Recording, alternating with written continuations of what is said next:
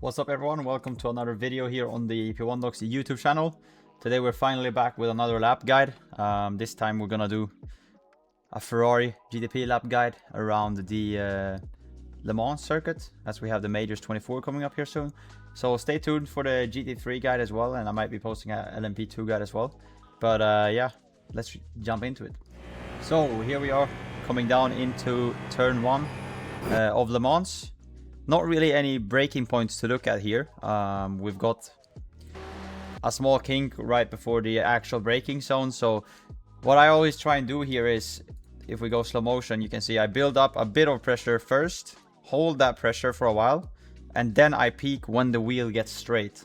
It's very important that you don't go too aggressive on the brake here when you are turning on the same time.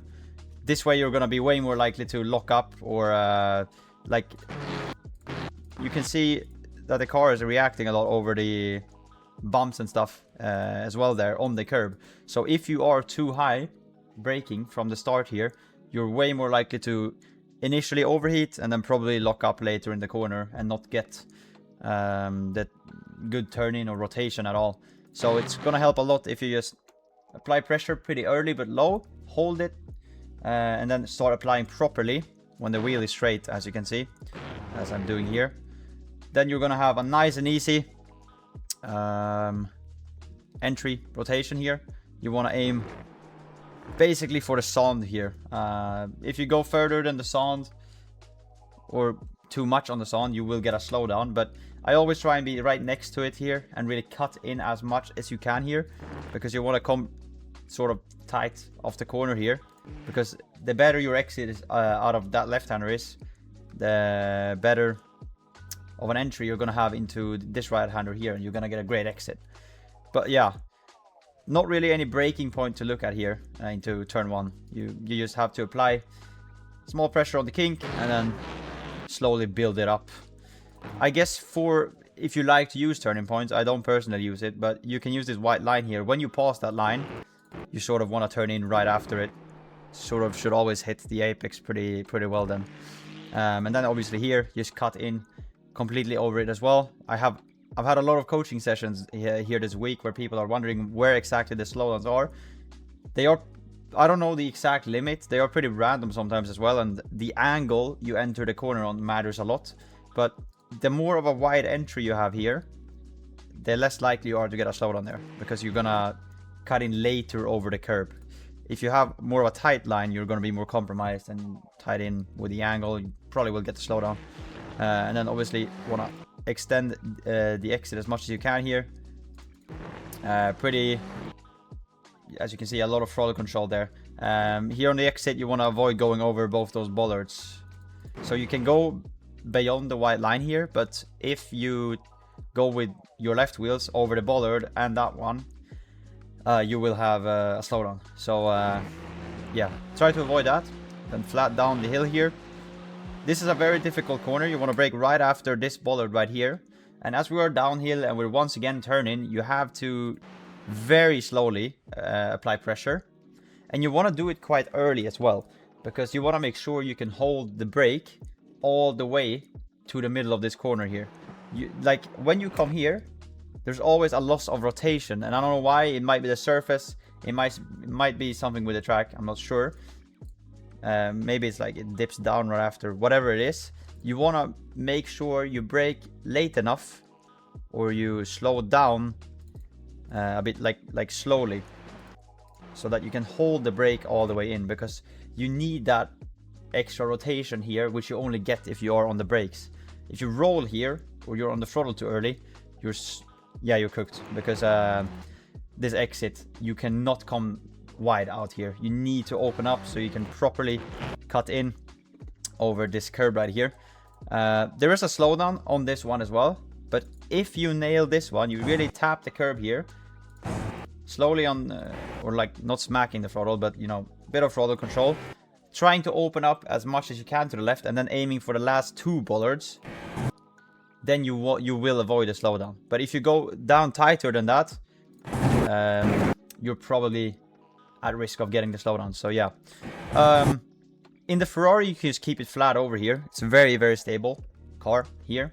But If you are in the Porsche, if you are in the Acura, any other car, you might have to do a bit of throttle control here because the rear might step out. They're a bit more aggressive. You know, the Ferrari is a tank. It's super heavy, so it has no problems over that curb. Coming into this corner, what can help here is, well, first of all, you want to go 1.5 ARB on the P1 dock.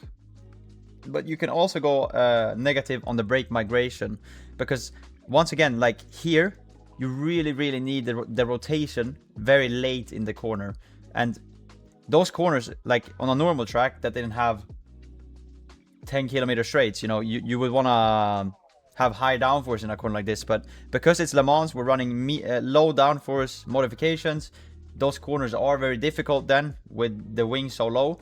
And it's hard to extract all of that grip or rotation you need in the middle of the corner on the setup.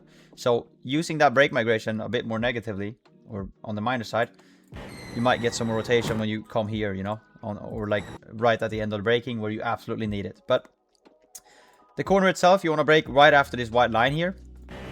When you pass that, when it's out of your sight, you quickly come up to like a 40% peak, not more than that, and then you hold it until right before the apex, where you want to try and get on throttle as early as possible. Like, you want to almost smash it if you can, but you also got to be a bit cautious, especially in the race, because you cannot go too wide here on the exit. The drain is the limit, so if you keep 2 tires on the drain, or this gray part, whatever it's called, you're safe. As you can see, I am as well. If you go beyond that, it's an off track.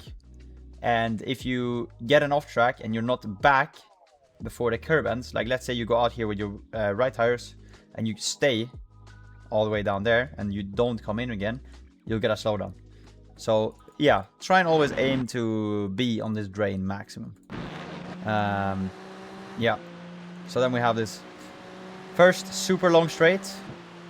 Obviously with the majors bop, it's yeah, the straight line speed is crazy fast on those cars now. Doing like 330, I think, on the Ferrari. So as we approach this corner, then you want to look at this orange marker in the wall and the Marshall right there. In the Ferrari, you brake sort of right at it. Put your left tires a bit on this light gray part here to really open up the corner. In most cars here, I think the Caddy, Porsche, Acura, you could almost reach 100% peak. But in the Ferrari, you don't want to go above like 80 here, at least on this setup, because you want to really preserve the front end grip. You don't want to overheat it. You need that rotation when you come to the middle in this car, and because it's so heavy as well, you really need to, yeah, you need to carry the momentum. So yeah, staying quite long on the peak here, obviously, because you want to slow down very quickly, and then a pretty aggressive trail off here. Like, you cannot drop it quickly here. You need to hold a pretty aggressive percentage coming in here, and then make sure you get beyond this blue and yellow curb here to really get that rotation. And then once you come off the curb, you want to once again apply a bit of pressure to really slow down. It's super crucial for the exit to slow down, and then use this curb as well in the exact same way as the entry one, and smoothly get on throttle, float out. Now there's a slowdown here as well, but as long as you're like on the curb with your left tires when you come back from the right here, you should be safe. So yeah, don't go too much to the right, but sort of always try and aim with your left tires to be on the curb. If you're like within, you're most likely cooked, so try and avoid that. Then flat out for the second straight. Now this next one is basically identical to the previous chicane.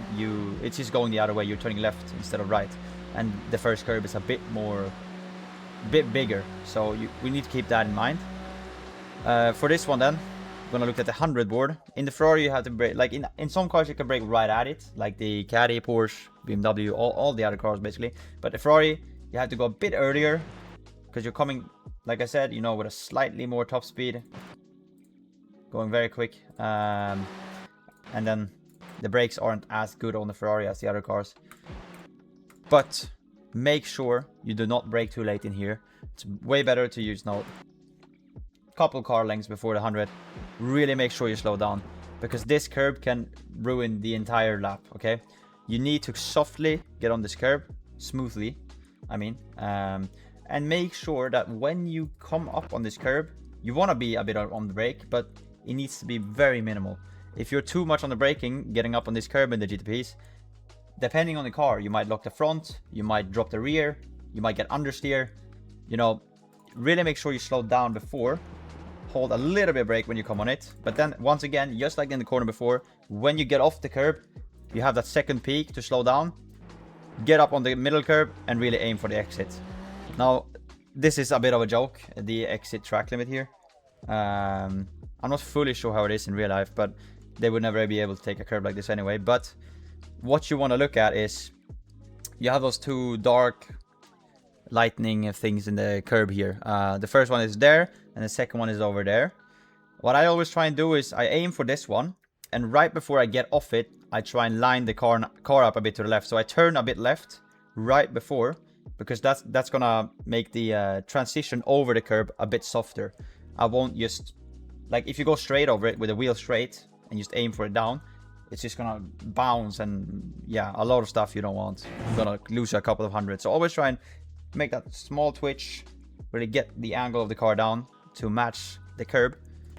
And then, yeah, you can see it's very, yeah, even then it was pretty sketchy, but that's just a Ferrari mostly. So yeah, coming down into Mold Sun corner. This is a very difficult one, because this, you need to slow down a lot into here, and it's very easy to lock the fronts, especially in most cars. In like the only car that it was easier to lock the rear probably was the Porsche, because it was very entry aggressive. But you need to make sure you really slow down here. So you've got this white line. Right before that, in the Ferrari, you want to start applying brakes. Really make sure you get up there nice and easy at 80%, really holding it all the way in. You can see there I was holding peak pressure for a very, very long time. We really need to slow down. And then once you get to this cone, you both start trail braking and you start turning right after it. And it's very important that you also try and get over this darker part here in this corner. It has so much more grip. There is one dangerous thing about it though, and it is if you touch the bollards, you will get a slowdown. So you can see I was on absolute limit here with touching them. Probably should have been a bit more to the left if it was a race to be safe. But really, you know, trade brake in all the way from the cone here as well. And really, until you are on the dark stuff there, you need to hold the brake like all the way to it. And then once you're on it, you can start looking to get on throttle. But it's in this corner again, it's very low speed, it's very traction based, so you really need a bit of control. It's first gear in the Ferrari, but you really need to control it a bit. Feel where is the TC hitting, where is it not hitting, and then at all costs avoid the exit sound. You do not want to touch that. Just a small tap on it could lose you like 500 or 600, which is, you know, a lot of I mean, it's not that much, but it's pretty just wasted time when you could not touch the sound. So heading into Indy now, obviously very difficult corner as well, because you're on so low downforce, it's so low speed. No braking reference to look at here really. I don't really use any. I try and just move with the flow into the corner. When you like entering it, starting to apply pressure very slowly. And into this corner, you want to aim for a trace that's like very linear up to the peak pressure. So if we go slow motion here, you're going to see that first part, I'm a bit soft, and then just very, very linear way up to the peak pressure. Using this curve on the entry, and then after that, right after that curve, using that as a turning point and trailing off the brake as well to really get it rotated nice and easy. Now, I've had a lot of questions. Do I use this curve? Do I not use this curve? I like to use it, but it's all about how you're hitting the entry here. So if you're too fast in, just try and get it slowed. Don't force the entry and avoid the curve. If you hit it optimally, you're on the brakes early, nice and easy, you manage to get it slowed, then I would get up with my left wheels on the curb here, because for some reason in iRacing it rotates you more. So the exit will be easier and you're more likely to avoid the sound. So for me, that was a lot more consistent. But overall on the lap, they're pretty much the same pace if you nail them both. But as you can see, I touched the sound here on this lap because I didn't hit the apex or the curb. So yeah, you do not want to touch that, obviously. But yeah, coming into this one then, Ornage. This is a line that I've had a lot of questions about as well. Most people just go with the left tires on here, which is easier. You're way less likely to lock up. So that's nice and easy, you know, just normal brake pressure and then turning in right out on the curb. Now, there's not really any braking reference here to look at. You just have to try and feel it, use your muscle memory. But what I do here is I open up the corner completely to the left. There's a slowdown on the cone. So you need to get in before that cone if you use my line. And now it's very difficult. So when you get on the curb, you need to have a big drop. As you can see, you need to compromise the braking a bit. Now that's not optimal, but you need to do it to not lock up on the curb. And I feel like it's more worth it to have those couple of extra meters to the left than getting a perfect trail braking. For me, it's more consistent doing it that way. And then obviously you want to hit or hook the curb up there on the apex. Very, very naughty throttle control right there. Needed as well. You do not want to go into the TC out of that corner. You're gonna lose all the way down the straight, especially because it's first gear and stuff like that. Probably the slowest corner on the track as well. So coming to Porsche curves, we have the green patch now, finally a reference for the corner where you brake right on it on the Ferrari. Pretty low pressure, but you gotta hold it all the way in here. Like, it's very important you're able to hold the brake all the way to the apex. Only like 4% peak pressure to really not overheat the front on initial braking. You gotta get the rotation mid-corner so you can get full throttle. Small lift into the left-hand rear on the Ferrari. So heavy, it's hard to carry the speed through these corners. Up on the curb here, small lift and down in fifth. Really making sure we're setting up this right-hander right here as much as we can. Pretty early braking. But once again, just like in the right-hand before, holding it until we feel like the front is biting in and the rear is stepping out a bit. That's when we can start working on the throttle, because we know we have the rotation. If you over push the front end here and you get unders here, you're gonna lose so much time this entire section. And then here, you just want to open as much as you can and really aim as tight as you can here. In the past, you could really cut over the grass and everything here, but now you just need to go around it, get a great exit, open up the entry as much as possible. Now coming into the final corners of the track, want to open it up with the pit entry and brake right after the pit entry line like opens, like you can see, dipping down and braking. Pretty hard peak, you gotta slow down here. It's very slow speed corners. Cut in as much as you can over this first one. If you touch the sand, it's a slowdown. So pretty much the same reference as turn one, what I used there. Cut in over this one as well, avoid the bollard. I think that's where the slowdown is there, but that's what I used to try and avoid it. And then really make sure the third peak of the braking to slow down. You know, you got one here, one there, and a final one here to really slow down. Smack the curb and get up on this one as well. Second gear, so you can pretty aggressively get on the throttle, avoid the sand. And that is a lap of Le Mans, ladies and gentlemen. Hope you enjoyed the video. Make sure to subscribe, and we will see you in the next one.